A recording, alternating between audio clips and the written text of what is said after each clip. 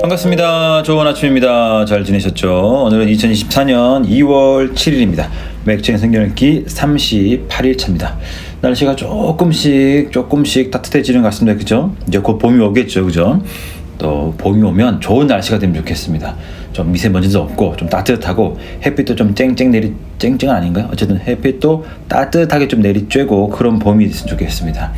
또 봄이 되면 또 야외도 나가고 또 이 하나님이 주신 자연이 얼마나 아름다우고 참 놀라운 일들이 많은지 또 그것을 보며 또 기뻐하는 감사하는 그런 날이 빨리 왔으면 좋겠습니다. 물론 겨울도 의미가 있고 좋지만 저는 추운 것보다는 그래도 좀 따뜻한 게 좋은 것 같습니다. 어쨌든 날마다 주의 은혜를 또 많이 누리며 살아가시기를 간절히 축복합니다. 오늘은 2월 7일이고요. 맥주의 성경읽기 38일 차입니다. 우리가 가진 성경은 244페이지입니다. 오늘 첫 번째 말씀은 창세기 40장이고요. 두 번째 말씀은 마가복음 10장입니다. 오늘 38일차 출발합니다.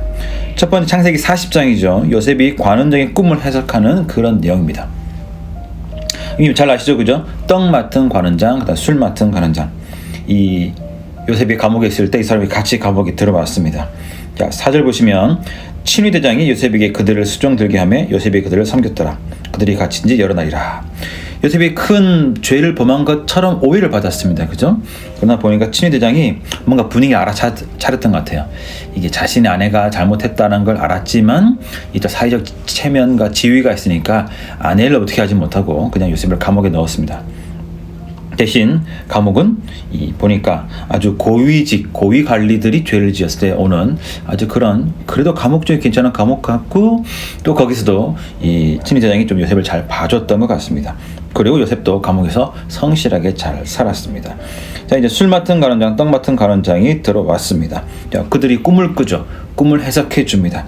그러면서 쭉 보니까 자, 14절 보실까요?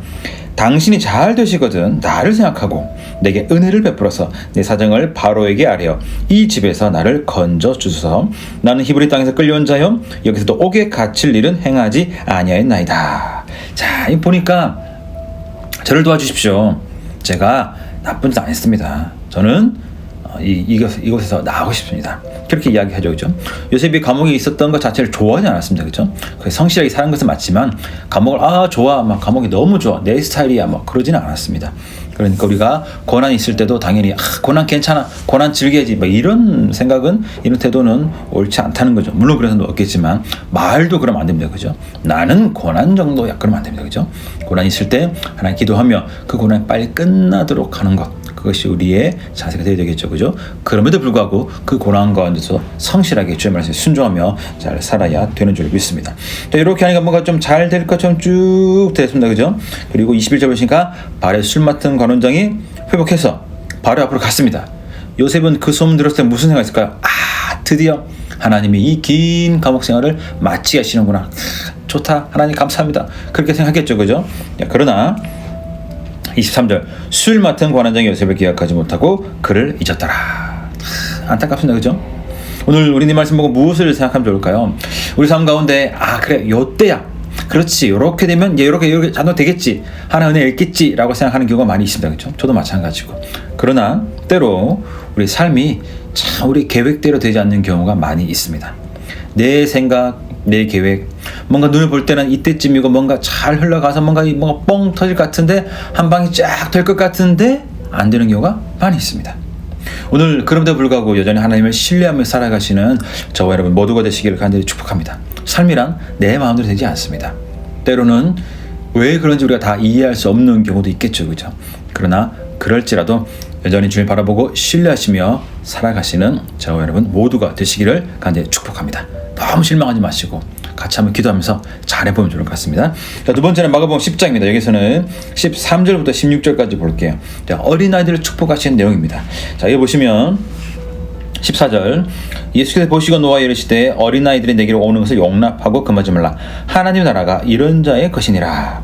내가 진실로 너에게 이르노니 누구든지 하나님의 나라를 어린아이와 같이 받들지 않는 자는 결단코 그곳에 들어가지 못하리라 하시고. 자, 우리가 가장 많이 오해하는 구절 중 하나가 바로 요겁니다. 어린아이와 같아야 된다. 어린아이와 같아 칭송할 수 있다. 자, 이것을 우리가 이렇게 해석하죠. 어린아이가 같이 착해야 된다, 순수해야 된다, 순일해야 된다. 자, 이렇게 깨끗한 마음을 가져야 된다. 어린아이 봤지? 그러니까 어린아이를 닮아야 돼. 라고 우리가 생각을 하며 말하는 경우가 많이 있습니다. 자, 그러나 여러분 솔직하게 여러분 어릴 때 겸손하셨습니까? 착했습니까? 말 잘 들었습니까? 제 아이들 보면은 그렇게 겸손하지 않은 것 같습니다. 우리 셋째나 둘째가 오빠나 형한테 형님, 오빠 제가 과자를 양보하겠습니다. 뭐 그렇게 하지 않습니다. 좀 더 먹으려고 하고 더 가지려고 하고 더 보려고 합니다. 제가 아이를 잘못 키웠나요? 아니죠. 거의 대부분 보면 아이들은 그렇게 겸손하거나 막 착하거나 뭐 나쁘진 않지만 아니죠. 또 나쁘기도 해요. 또 착하거나 막 그렇지는 않습니다.